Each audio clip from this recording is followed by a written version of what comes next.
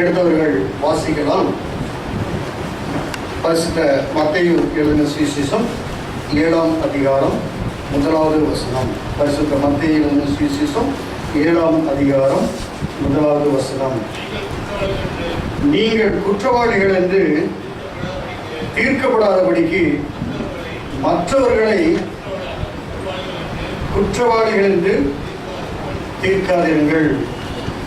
ஒரு விசை தேவ பிரசன்னம் நம்மளிலே இடைபடும்படியாக கண்களை மூடி தலைகளை தாழ்த்தி கர்த்தரை நோக்கி நாம் பார்ப்போம். எங்களை நேசிக்கிற நாடுகளே, இந்த பரிசுத்தமான ஓய்வு நாளிலே ஆண்டவரே நாங்கள் உண்மை ஆராய்ந்து கொண்டிருக்கின்ற வேளையிலே உங்களுடைய பிரசன்னம் எங்கள் மத்தியிலே கடந்து வந்திருப்பதற்காக நன்றி. பரிசுத்த ஆவியானவர் நீர் எங்களோடு இடைப்பட்டுக் கொண்டிருக்கிறேன் என்று சொல்கிறோம். ஆண்டவரே, இந்த ஆராதனை முழுவதுமாக நீர் பொறுப்படுத்திக் கொண்டிருக்கிறேன் என்று சொல்கிறோம். இப்பொழுது கூட ஆண்டவரே, உங்களுடைய பரிசுத்தமான வார்த்தைகளை நாங்கள் கேட்கும்படியாக நாங்கள் ஆவலோடு நாங்கள் அமர்ந்திருக்கிறோம். தெய்வ ஆவியானவர் எங்களோடு கூட நீர் இடைவிடும், தேவன் எங்களோடு கூட நீர் பேசும்படியாக நாங்கள் செல்கிறோம். அன்புள்ள கர்த்தாவே, இது ஆவியானவர் இடைவிடுகிற நேரம். ஆண்டவரே, அடியான் இந்த அடிமை அடியானுடைய சிறிய இந்த மூளையை கொண்டு பரிசுத்த ஆவியானவர் பேசுவதற்கு தடையாக என்னுடைய சுயமாக நான் எதுவும் பேசிவிடாதபடிக்கு என் கர்த்தாவை நீ என்னை வரைந்து நீ உங்களுடைய பிள்ளைகள் மத்தியில் வெளிப்படையாக நாங்கள் சொல்லிக்கிறோம். பரிசுத்த ஆவியானவர் மாத்திரம் எங்களோடு கூட இடைவிடுவதாக எங்கள் சிந்தைகள் எல்லாம் ஒருமுகப்படுத்தி நாங்கள் உண்மை நோக்கி நாங்கள் பார்க்கிறோம். எங்களை நீர் பொறுப்பெடுத்துக்கொள்ளும், எங்களோடு நீர் பேசும் நாங்கள் கேட்கிறோம். இயேசுவின் நாமத்தில் சொல்கிறோம். ஜீவனுடைய அமலாவே இந்த நாளிலும் ஆண்டவரை ஆராதிக்க வந்திருக்கிற அனைவரையும் ஆண்டவராக இயேசு கிறிஸ்துவின் மீதான நாமத்தினாலே உங்களை வாழ்த்துகிறேன். இந்த நாளிலும் நாம் தியானிக்கும்படியாக நமக்கு கொடுக்கப்பட்டிருக்கின்ற தலைப்பானது, நீங்கள் குற்றவாளியிலிருந்து தீர்க்கப்படாதிருக்க பிறரை குற்றவாளி என்று தீர்க்காதீர்கள் என்று சொல்லி இதற்கு ஆதாரமாக எடுத்துக்கொண்ட வசனமானது மத்தேயு 7ஆம் அதிகாரம் 1வது வசனம். இந்த கர்த்தருக்குள் அருமையானவர்களே, இந்த மத்தேயு எழுதின இந்த சுவிசேஷத்திலே இந்த 5வது அதிகாரத்திலிருந்து இந்த மலை பிரசங்கமானது ஆரம்பிக்கின்றது. இந்த மலை பிரசங்கத்திலே ஆண்டவராகிய இயேசு சுவாமி அநேக காரியங்களை குறித்து மக்கள் எப்படியாக நடக்க வேண்டும் என்று சொல்லி மக்களுக்கு தேவையான போதனைகளை ஆண்டவர் போதிக்கிறதை அங்கே பார்க்கிறோம். இந்த 7வது அதிகாரத்திலே இந்த 1வது வசனத்திலே முதல் 2-3 வசனங்களை நாம் பார்க்கும்போது இதிலே ஆண்டவர் என்ன சொல்லுகிறார் என்று சொல்லி பார்ப்போம் என்று சொன்னால், இதிலே மனிதனிடத்திலே இப்பொழுது காணப்படுகிறதும் மனிதனிடத்திலே காணப்படக்கூடாததுமான ஒரு குணாதிசயங்களை குறித்து ஆண்டவர் இந்த வசனங்களிலே ஆண்டவர் தெளிவாக சொல்லுகிறதை நாம் பார்க்கிறோம்.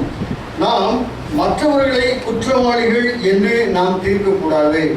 எப்போதும் இந்த உலக பிரகாரமாக இந்த மனிதர்களை பார்க்கும்போது எப்பொழுதும் ஒரு மனிதன் ஏதாவது ஒரு காரியத்தை குறித்து ஏதாவது மற்றவனை குறித்து ஒரு குற்றம் சொல்லிக்கொண்டே குறைகள் சொல்லிக்கொண்டே இருக்கிறதை நாம் பார்க்கிறோம். இது மனிதனுடைய இயல்பாகவே இது இப்பொழுது இந்த காலகட்டங்களிலே காணப்படுகிறது. இப்படிப்பட்ட இந்த குணாதிசயம் அந்த காலத்தில் இருந்தது. அதனால்தான் ஆண்டவராகிய இயேசு சுவாமி இந்த குணாதிசயம் படைத்தவர்களை அவர் வன்மையாக கண்டிக்கிறதை நாம் பார்க்கிறோம். அவர் வன்மையாக கண்டிக்கிறார். இந்த அதிகாரத்தில் நீங்க படிச்சு பார்த்தீங்க அப்படின்னா ஒரு இடத்துல ஆண்டவர் சொல்கிறார், 5வது வசனத்துல மாயக்காரனை என்று சொல்கிறார். பிறரை பார்த்து குற்றம் சொல்லுகிற நீயே அந்த குற்றத்தை செய்கிறதுனால நீ அடுத்தவனை குற்றவாளியாக தீர்ப்பதற்கு நீ தகுதியற்றவன் என்பதை ஆண்டவர் அங்கே இன்டைரக்டாக உணர்த்துகிறதை பார்க்கிறோம். தன்மேல 1000 குற்றத்தை வைத்துக் கொண்டு தன்மேல ஏகப்பட்ட குறைகளை வைத்துக் கொண்டு அடுத்தவனுடைய குறைகளை பூரம் பட்டியல் கொண்டு காட்டிடுவாங்க. இப்படிப்பட்ட மனிதனை ஆண்டவர் என்ன சொல்லுகிறார்? மாயக்காரனே என்று சொல்லுகிறார். மாயக்காரன், இவன் மாயக்காரன் என்று சொல்லுகிறார். ஆண்டவர் அவர்களை வன்மையாக அவர்களை கண்டிக்கிறதை நாம் பார்க்கிறோம். மிகவும் ஆண்டவர் இதை கடிந்து கொள்கிறார். ஆகவே இந்த வசனத்திலே ஆண்டவர் மிக அருமையாக சொல்கிறார், நீங்கள் குற்றம் சாட்டாதீர்கள் என்று சொல்லி. இந்த குணமானது அவனையே குற்றவாளியாக அதை தீர்த்துவிடும் என்பதையும் ஆண்டவர் இங்கே உணர்த்துகிறதை நாம் பார்க்கிறோம். நீங்கள் குற்றவாளிகள் என்று தீர்க்கப்படாதிருக்கும்படியாக என்று சொல்லப்பட்டிருக்கிறது. நீங்கள் குற்றவாளியாக தீர்க்கப்படாதிருக்கும் பொருட்டாக என்று சொல்லப்படும் பொழுது நாம குற்றவாளி அப்படின்னு ஆண்டவருக்கு முன்பாக, நியாயாசனத்திற்கு முன்பாக நாம் தீர்க்கப்படாதிருக்கும்படியாக இருக்க வேண்டும் என்று சொன்னால் நாம் என்ன செய்ய வேண்டும்? மற்றவர்களை குற்றவாளியாக நாம் தீர்க்கக்கூடாது என்று சொல்லி ஆண்டவர் இங்கே சொல்லுகிறதை நாம் பார்க்கிறோம். எப்பொழுது பார்த்தாலும் அடுத்தவர்களே குறை சொல்லிக் கொண்டிருப்பது. பரிசுத்த யோவான் எழுதின சுவிசேஷத்திலே 9வது அதிகாரம் 1 முதல் 3 வசனங்களை யாராவது வாசிங்க. அவர் அப்புறம் போகையில் பிறவி குருடனாகிய ஒரு மனுஷனை கண்டார். அப்பொழுது அவருடைய சீசர்கள் அவரை நோக்கி, ரவி, இவன் குருடனாய் பிறந்தது யார் செய்த பாவம்? இவன் செய்த பாவமோ இவனுடைய பெற்றோர்கள் செய்த பாவமோ என்று கேட்டார்கள். இயேசு போதும். இங்க சீசர்கள் ஆண்டவர்கிட்ட கேட்கிறாங்க. ஒரு பிறவி குருடனை பார்த்து சொல்ல, ரவி, இவன் இப்படி இருக்கிறது, இவன் இந்த பிறவி குருடனாக இருக்கிறது, இது இவன் செய்த பாவமா இவங்க பெற்றோர்கள் செய்த பாவமா என்று சொல்லி அங்கே ஆண்டவர்களாக இயேசு சுவாமியிடத்திலே அவர்கள் கேட்கிறார்கள். இந்த கேள்வியை நாம கொஞ்சம் கூர்ந்து கவனித்து ஆழ்ந்து தியானிப்போம் என்று சொன்னால், இவர்கள் அந்த பிறவி குருடனை குறித்து குற்றம் சாட்டுகிறார்கள்.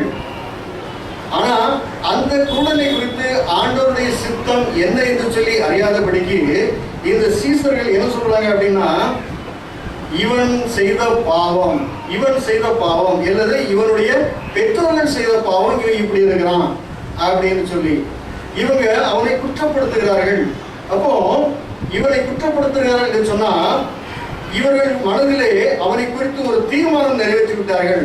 அவனை குறித்து ஒரு தீர்ப்பு அந்த மனதிலே வைத்துக் கொண்டு அவர்கள் சொல்கிறார்கள், இது இவன் பெற்றோர்கள் பாவம் செய்திருப்பார்கள் அல்லது இவன் ஏதாவது பாவம் செய்திருப்பான், அதன் நிமித்தமாக இது இவனுக்கு கிடைத்த தண்டனை என்று சொல்லி அங்கே அந்த சீசர்கள் நினைக்கிறார்கள். கர்த்தருக்கு அருமையானவர்களே, இப்படி குற்றமாக தீர்க்கிறவர்கள் ஒரு சாதாரண மனிதர்கள் அல்ல. ஆண்டவரோடு கூட இருந்தவர்கள், ஆண்டவரோடு உண்டு உறங்கின சீசர்கள், ஆண்டவருடைய அதிசயங்கள், அற்புதங்கள், ஆண்டவருடைய குணாதிசயங்கள், ஆண்டவருடைய போதனைகள் எல்லாவற்றையும் கேட்ட சீசர்கள் தான் இந்த மாதிரி சொல்றாங்க, இந்த மாதிரி குற்றப்படுத்துகிறார்கள்.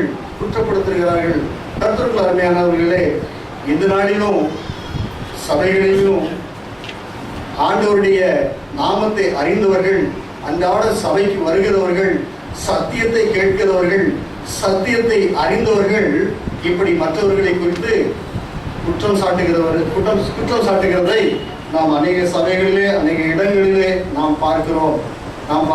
இதை ஆண்டவர் வன்மையாக கண்டிக்கிறார். அவனை குறித்து ஒரு குற்றத்தையே அங்கே சுமத்துகிறார்கள். கர்த்தருக்குள் அருமையானவர்களே, மற்றவர்களை குறித்து நாம் குற்றம் சாட்டக்கூடாது.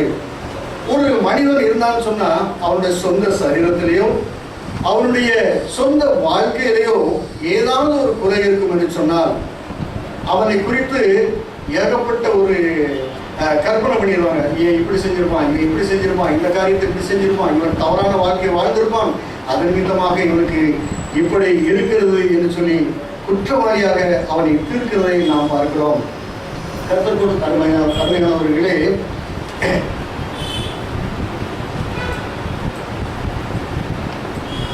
யோபுடைய வாழ்க்கையில வாசிக்கிற நம்முடைய முதலாம் வேத பகுதியிலே யோபுடைய அந்த வாழ்க்கையில சரித்திரத்திலே அதை வாசிக்கும் போது அங்கே யோபு என்ன செய்யறார்? சரீர வேதனை நிமித்தம் மிகுந்த அவஸ்தையாக இருக்கிறார்.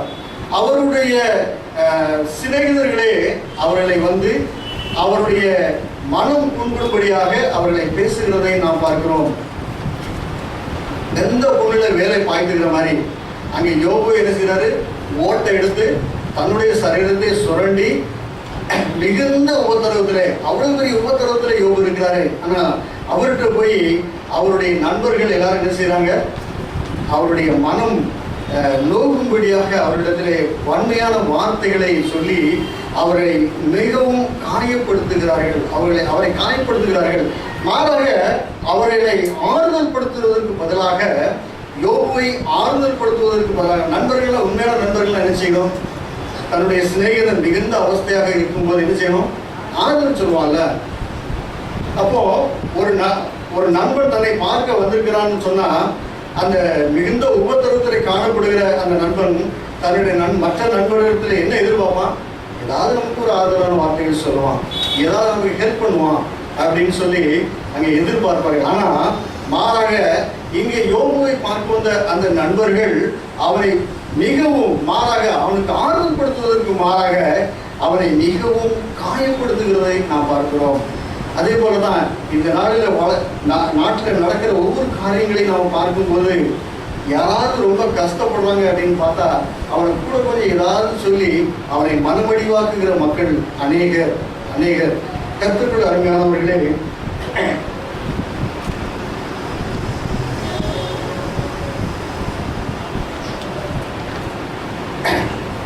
முடிவாக தன்னை இந்த மனமடிவாக பேசுகிற அந்த நண்பர்களை பார்த்து யோபு கடைசியாக சொல்லுகிற காரியம், தேவனுடைய மகிமையான காரியத்தில் வரும், தேவன் மகிமையாக வரும்போது நான் தேவனை முகமுகமாக நான் பார்ப்பேன் என்று சொன்ன அந்த நாளிலே நீங்கள் அதை குறித்து வருத்தப்படுவீர்கள் என்பது என்று கடைசி அந்த அதிகாரத்திலே சொல்லி முடிக்கிறதை நாம் பார்க்கிறோம். பிரியமானவர்களே, நம்முடைய வாழ்க்கையில் நடக்கிற ஒவ்வொரு காரியங்களும், ஒவ்வொரு மனிதனுடைய வாழ்க்கையில் நடக்கிற ஒவ்வொரு காரியங்களும் அது தேவனுடைய மகிமைக்காகவே அது நடக்கும் என்பதை நாம் மனதிலே கொள்ள வேண்டும். அதை மனதில் கொண்டு நாம் மற்றவர்களை குறையாக நாம் தீர்க்கக்கூடாது. உதாரணமாக என்னுடைய வாழ்க்கையை நான் ஒரு சாட்சியாக முழுமையாக நான் வைக்க முடியும். நாங்கள் கூட பிறந்தது 4 அண்ணன் தம்பி, 4 ஆண்கள், எங்களுக்கு ஒரு தங்கை, மொத்தம் 5 பேர். கூட எங்கள் தாத்தா பாட்டி, எங்கள் அம்மா அப்பா, இத்தனை மெம்பர்ஸ். எங்கள் அப்பா ஊராளுடைய வருமானம் ரொம்ப மிகுந்த உபத்திரம், கஷ்டம், ரொம்ப கஷ்டம். 4 பிள்ளைகளும் படிக்கணும், 5 பிள்ளைகளும் படிக்கணும், 5 பிள்ளைகளோட படிப்பு செலவு எல்லாம் சாதாரண ஒரு மிஜாக்கோட்ஸில் ஒரு சின்ன லேபராக தான் எங்கள் அப்பா வேலை பார்த்து வந்தாங்க. அப்போ ஒரு மாதமாக எங்கள் அப்பா ஹாஸ்பிட்டலில் அனுமதிக்கப்பட்டிருந்தாங்க. உடல் நல்ல குறைவு நிமித்தமாக கிட்டத்தட்ட 1-1.5 மாதம் அவர்கள் மருத்துவமனையில் அனுமதிக்கப்பட்டிருந்தார்கள். மெஜாக்கோட்ஸில் ப்ரைவேட் கம்பெனி, சம்பளம் கொடுக்க மாட்டான். யூனியன் மூலமாக பேசி ஒரு 20% அவருக்கு சேலரி கொடுக்கலாம், ஏன்னா உடல்நலம் இல்லாமல் மருத்துவமனையில் இருக்காரு அப்படின்னு சொல்லி அவர்கள் மிகுந்த இறக்கப்பட்டு யூனியன் மூலமாக பேசி ஒரு 20% சேலரி மட்டும் கொடுத்தாங்க. அதை வச்சு குடும்பத்தையும் பார்க்கணும், பிள்ளைகள் படிக்கணும், ஏகப்பட்ட செலவுகள், மிகுந்த உபத்திரம். வீட்டில் அரிசி வந்து கூட காசு இருக்காது. அப்படிப்பட்ட ஒரு சூழ்நிலையில் வாழ்ந்தோம். என்ன செய்வது? குறைந்த அரிசி எங்கே கிடைக்கும்? ரேஷன் கடையில் கிடைக்கும் இல்லையா? அப்போ ரேஷன் கடையில் உள்ள அரிசி எப்படி இருக்கும் அப்படின்னு நீங்கள் கொஞ்சம் யோசிச்சு பார்த்துட்டீங்கன்னா, அந்த அரிசி யாரும் சாப்பிட மாட்டாங்க. இப்போ ரேஷன் அரிசியில் யாரும் சாப்பிட மாட்டாங்க இல்லையா? பக்கத்தில் அக்கம் பக்கத்தில் உள்ளவங்ககிட்டெல்லாம் ரேஷன் கார்டெல்லாம் வாங்கிட்டு அந்த ரேஷன் கடையில் போய் நான், எங்கள் அம்மா, என் தம்பி எல்லாரும் ஒரு பெரிய பெட்டியை தூக்கிட்டு போய் அந்த அரிசியை வாங்கி வந்து வீட்டில் அந்த மாத சாப்பாட்டுக்கு நாங்கள் அதை பயன்படுத்துவது உண்டு. அப்படி அரிசி வாங்கி கொண்டு நாங்கள் வரும்போது எங்கள் அப்பாவோட சொக்காரங்கள்லாம் நிறைய பேர் உண்டு. அவங்கெல்லாம் அவரை பார்த்த ஒரு சிலர் வந்து என்னை பார்த்து சொன்ன வார்த்தை, ஏண்டா இவ்வளோ கஷ்டத்துலேயும் நீ படிக்கணுமாடா, என்னதான் படித்து நீ கலெக்டராக போகிற, பேசாமல் எங்கேயாவது ஒரு விரல் வெட்டி ஏதாவது வீட்டுக்கு காசு சேர்ப்பியா, நீ இப்படி படிக்கணும்னால இல்லையே அப்படின்னு சொல்லி ஏளனமாக பேசினவர்கள் அநேகர். இதோடு இந்த குடும்பம் முடிந்துவிடும் என்று சொல்லி சொன்ன அநேகர், ஏளனமாக பேசிய அநேகர். எல்லாத்தையும் கேட்டிருந்தோம், பதில் வார்த்தைலாம் சொல்லலை. எனக்கு பதில் வார்த்தைலாம் சொல்ல தெரியாது, ஏன்னா பெரியவங்களை எதிர்த்து பேசக்கூடாது அப்படிங்கிற ஒரு மனநிலை இடத்துல அப்பவே உண்டு. ஆகவே எதுவும் பேசலை. அப்போ நாங்கள் ஆண்டவரை அறியாதவர்கள், ஆண்டவரை இயேசு சுவாமியை நாங்கள் அறியாதவர்கள். கடவுளே நீர் பார்த்துக்கொள்ளும் அப்படின்னு சொல்லி ஒரு வார்த்தையை மட்டும் சொல்லிட்டு நாங்கள் எங்களுடைய வாழ்க்கையை தொடர்ந்தோம். 1.5 மாதம் ஹாஸ்பிட்டலில் இருந்தாங்க. அதுக்கப்புறம் 1 மாதமும் டாக்டர் என்ன சொல்லிட்டாங்கன்னா, கம்பெனியில் என்ன சொல்லிட்டாங்கன்னா, ஃபிட்னஸ் சர்டிஃபிகேட் வாங்கணும், நீங்கள் உள்ள நாங்கள் ஏற்க மாட்டோம், ஏன்னா எல்லாம் மிஷினில் வேலை பார்க்கணும், அதனால் உங்களுடைய சரீரம் அதற்கு தந்தாங்க ஒத்துழைத்தால் தான் நீங்கள் வேலை பார்க்க முடியும். ஆகவே மருத்துவர் எப்பொழுது உங்களுக்கு ஃபிட்னஸ் சர்டிஃபிகேட் கொடுக்குறாரோ அப்போ தான் நீங்கள் கம்பெனிக்கு என்டர் பண்ண முடியும்னு சொல்லிட்டாங்க. அதனால 1 மாதம் ரெஸ்ட்டில் இருந்ததுக்கப்புறம் தான் டாக்டர் வந்து ஃபிட்னஸ் சர்டிஃபிகேட் கொடுத்தாரு. ஆகவே 1.5 மாதம் ஹாஸ்பிட்டலில், 1 மாதம் வீட்டில், ஆக மொத்தம் 2.5 மாதம். 2 மாதம் சம்பளத்தில் 20% சம்பளத்தில் இத்தனை பேர் சாப்பிட்டு இத்தனை பேர் குடும்பத்தை நாங்கள் நடத்த வேண்டும். ஆனால் அண்ணன் எல்லாம் நாங்கள் கோஆப்ரேட் பண்ணோம். எந்த கொடுத்தாலும் சாப்பிடுவோம். அப்படி சாப்பிட்டு அப்பா அம்மாவுக்கு ரொம்ப கோஆப்ரேட் பண்ணோம். எங்கள் அம்மா அப்பா ரொம்ப சந்தோஷப்பட்டாங்க. கஷ்டமான சூழ்நிலையும் பிள்ளைகள் கோஆப்ரேட் பண்ணாங்க. ஆனால் இப்படிப்பட்ட சூழ்நிலையில் சுற்றி இருக்கிற சரௌண்டிங், இதை சுற்றி இருக்கிற மக்கள் எல்லாம் என்ன சொன்னாங்க? ஏராளமாக பேசினாங்க.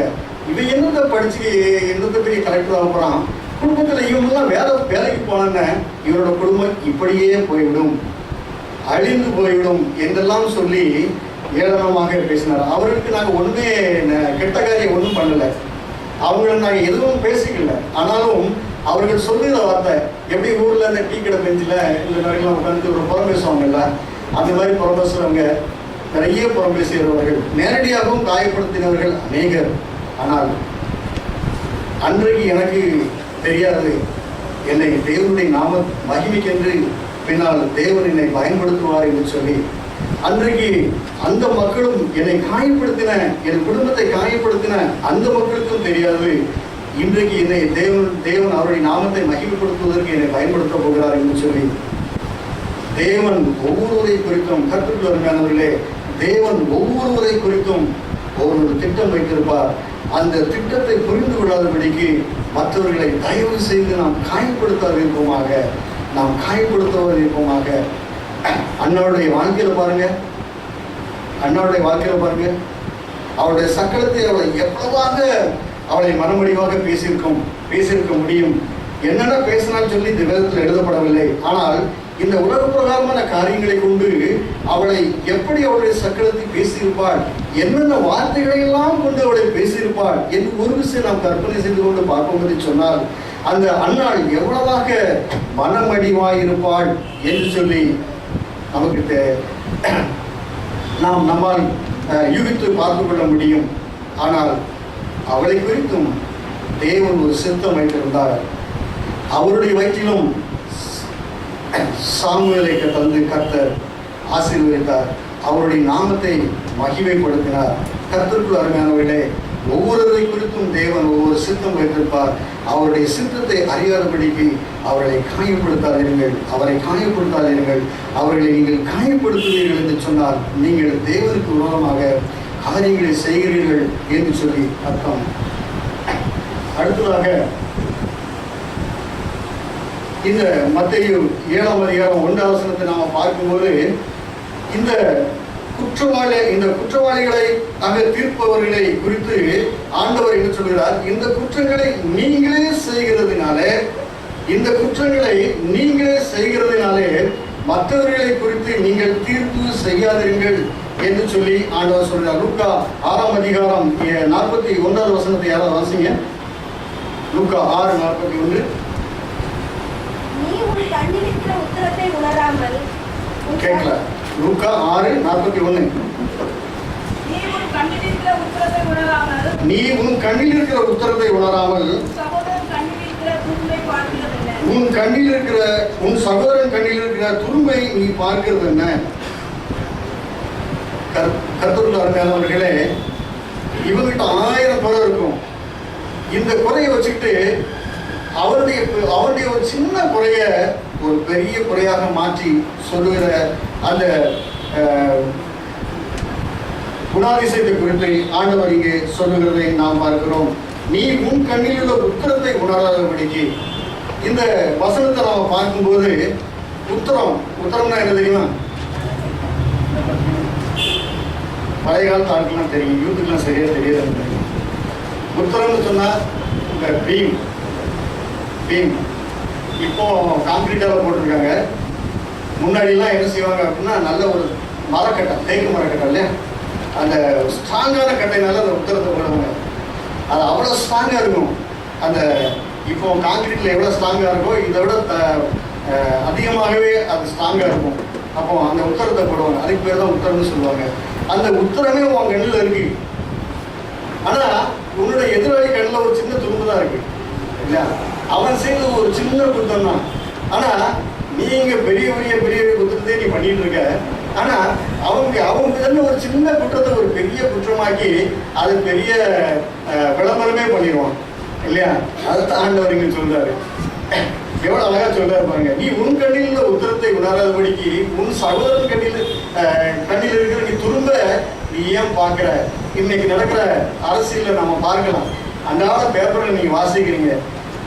ஒரு கட்சி இன்னொரு கட்சியை குறித்து சொல்றது, ஒரு ஆட்சிக்கு வந்த உடனே இன்னொரு ஆட்சியை குறித்து சொல்வது, இந்த கட்சிக்காரன் நாளைக்கு ஆட்சி வந்துட்டானா அவன் அடுத்தவனை பார்த்து சொல்றது. இப்படி இந்த நாளிலே அரசியல்களிலே நாம் அதை கண்கூடாக நாம் பார்க்கிறோம். ஆண்டவர் இதை வன்மையாக கண்டிக்கிறதை நாம் பார்க்கிறோம். அவன் தான் ஆண்டவர் சொல்றாரு, மாயக்காரனை என்று சொல்லுறார். இந்த மாயமான வாழ்க்கை உனக்கு எதுக்குப்பா என்று சொல்லி ஆண்டவர் அவனை அங்கே வன்மையாக கண்டிக்கிறதை நாம் பார்க்கிறோம். அடுத்ததாக சொல்கிற காரியம் யோவான் எழுதின சுவிசேஷம் 5ஆம் அதிகாரம் 22வது வசனத்தை நீங்கள் வாசிக்கிறீர்கள். அதாவது யோவான் 5:22. யோவான் 5:22. அன்றியும் பிதாவை கனம் பண்ணுகிறது போல கனம் பண்ணும்படிக்கு பிதாவானவர் தாமே ஒருவருக்கும் நியாயத்தீர்ப்பு செய்யாமல் நியாயத்தீர்ப்பு செய்யும் அதிகாரம் முழுவதையும் குமாரனுக்கு ஒப்பு கொடுத்திருக்கிறார். இந்த வசனத்தை கொஞ்சம் நல்லா பாருங்க. பிதாவை கனம் பண்ணுகிறது போல எல்லாரும் குமாரனை கனம் பண்ணும்படிக்கு பிதாவானவர் தாமே ஒருவருக்கும் நியாயத்தீர்ப்பு செய்யாமல். என்னதுயா? பிதா அவர் நியாயத்தீர்ப்பு செய்யல. ஆனா அந்த அதிகாரத்தை அவர் யாருக்கு கொடுத்திருக்கிறாரு? குமாரனுக்கு கொடுத்திருக்கிறார். அப்போ நியாய தீர்ப்பு செய்கிற அதிகாரம் யாருக்கு மாத்திரம்தான் இருக்கு? பிறரை குறித்து நியாய தீர்ப்பு சொல்லுகிற அதிகாரம் யாருக்கு மட்டும்தான் இருக்கு? குமாரனாகிய இயேசு கிறிஸ்துவுக்கு தான் இருக்கு. அப்போ பிறரை குறித்து குற்றவாளியாக தீர்க்கிற நீ யாருடைய அதிகாரத்தை நீ கையில் எடுத்திருக்க? பிதாவுடைய குமாரனுக்கு கொடுக்கப்பட்ட அதிகாரத்தை நீ கையில் எடுத்துக்கொண்டாய் என்றுதான் அர்த்தம். அப்போ ஆண்டவர் என்ன சொல்றாரு? பிறனை குற்றவாளியை தீர்ப்பதற்கு நீ யாரு அப்படின்னு சொல்லி கேட்கிறாரு. நீ யாரு பிறரை குற்றவாளியை தீர்ப்பதற்கு? நியாய தீர்ப்பு பண்ண வேண்டிய அதிகாரம், பிறரை குற்றவாளி என்று தீர்க்கிற அதிகாரம், பிறரை நியாய தீர்ப்பு செய்யும்படியான அதிகாரம் குமாரனாகிய ஆண்டவராகிய இயேசு கிறிஸ்துவுக்கு கொடுக்கப்பட்டிருக்கிறதை தவிர வேறு யாருக்கும் கொடுக்கப்படவில்லை என்பதை இங்கு யோவான் சுவிசேஷகன் மிக ஆழமாக அவர் சொல்லுகிறதை நாம் பார்க்கிறோம். அப்போ பிறரை குற்றவாளியாக இருக்கிற நீ, பிறரை ஏளனமாக பேசுகிற நீ யாருக்கு விரோதமாக நீ செயல்படுகிறாய்? ஆண்டவராகிய இயேசு சுவாமிக்கு விரோதமாக நீ செயல்படுகிறாய் என்பதை இங்கு யோவான் சுவிசேஷகன் மிக தெளிவாக அவர் சொல்லுகிறதை நாம் பார்க்கிறோம். கடைசியாக பிறரை குற்றவாளியாக தீர்க்கிற நாமே அந்த குற்றத்தை நாம் செய்கிறோம் என்று ஆண்டவர் நம் மீது குற்றம் சாட்டுகிறார். பிறர் நாம் குற்றவாளியாக தீர்க்கிறோம், ஆனால் நாமே அந்த குற்றத்தை செய்கிறோம். பிறரை நாம ஒருவரை நீ குற்றவாளி அப்படின்னு சொல்லி நாம ஒரு கையை காட்டி நம்ம காண்பிக்கும் போது அதை நம்ம உலகத்தார் அநேகர் சொல்லுவாங்க இல்லையா? நீ ஒரு விரலை வச்சு நீ அவனை குற்றவாளி என்று நீ காட்டுகிறாய், மீதி 3 விரல்களும் உன்னை நோக்கி பார்த்து கொண்டிருக்கிறது. மகனே நீ யார்? அவனை குற்றவாளின்னு சொல்றிய, நீ யார் என்று சொல்லி மற்ற 3 விரல்கள் உன்னை பார்த்து கேட்பதாக இந்த உலக பிரகாரமாக சொல்வார்கள். வள்ளுவர் எழுதின அருமையான ஒரு குறள் உண்டு. ஏதிலார் குற்றம் போல் தன் குற்றம் காண்பிற்பின் தீதுண்டோ மண்ணு உயிர்க்கு என்று சொல்லி வள்ளுவருடைய வாக்கை கூட நாம் பள்ளிக்கூடத்திலே நாம் படித்திருப்போம். யோபு 19ஆம் அதிகாரம் 21ஆம் வசனத்திலிருந்து 29ஆவது வசனத்து வரைக்கும் நாம் பார்ப்போம் என்றால், யோபு 19ஆவது அதிகாரம்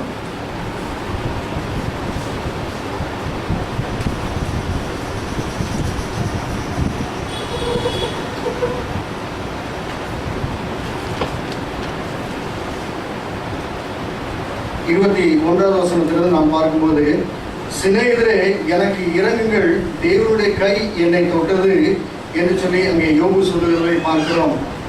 அடுத்ததாக இந்த குற்றவாளியாக தீர்க்கிறவனை குறித்து அங்கே யோபு கடைசியில் என்ன சொல்கிறார்? என் மீட்பர் உயிரோடு இருக்கிறார் என்றும் அவர் கடைசி நாள் பூமியின் மேல் நிற்பார் என்றும் நான் அறிந்திருக்கிறேன். இந்த என் தோல் முதலானவைகள் அழுகி போன பின்பு நான் என் மாம்சத்திலிருந்து தேவனை பார்த்தேன் என்று சொல்லி இங்கே யோபு அழகாக சொல்கிறதை பார்க்கிறோம். இங்கே யோபு இதை குறித்து சொல்லும்போது யோபு ஆண்டவருடைய நியாய தீர்ப்பு காலத்திலே யோபு இந்த ஆண்டவருடைய நியாய தீர்ப்பு காலத்திலே நான் ஆண்டவரோடு கூட இருப்பேன் என்பதை இங்கு அவர் சொல்லுகிறதை பார்ப்போம்.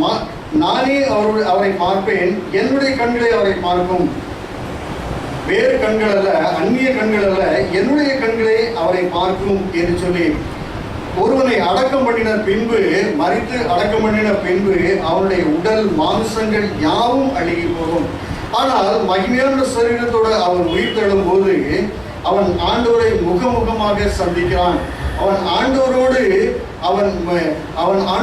உறவாடுகிறான், அவன் ஆண்டவரோடு கூட இருக்கிறான் என்பதை இங்கு யோபு சுட்டிக்காட்டுகிறதை நாம் பார்க்கிறோம். ஆம் பிரியமானவர்களே, ஆண்டவர் நியாயாதிபதியாக இந்த உலகத்திற்கு வரும்போது அனைவரையும் நியாயத்திற்கும் போது இங்கே யோபு சொல்கிறார், அவருடைய சமூகத்திலே நான் மகிமையாக காணப்படுவேன்.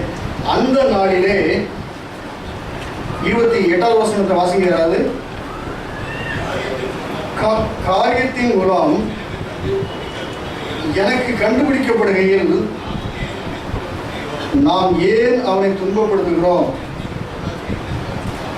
என்று நீங்கள் சொல்லாதபடிக்குத்தாமே பட்டயத்துக்கு பயப்படுங்கள், நியாய தீர்ப்பு உண்டென்பதை நீங்கள் அறியும் பொருட்டு மூர்க்கமானது பட்டயத்தினால் உண்டாகும் ஆக்கினையை வரப்பண்ணும் என்று சொல்கிறார். கர்த்தருக்குள் அருமையானவர்களே, ஆக்கினை தீர்ப்பு வராதபடிக்கு நாம் மற்றவர்களை நாம் குற்றவாளியாக தீர்க்காதிருப்போமாக.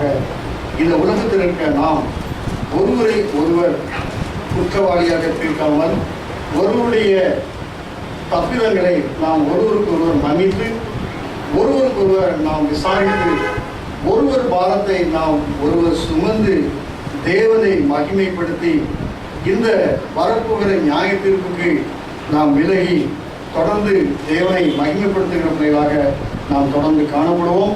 கர்த்தர் தாமே அப்படிப்பட்ட கிருபைக்குள்ளாக நம்மை தொடர்ந்து நடத்துவாராக. ஆமென்.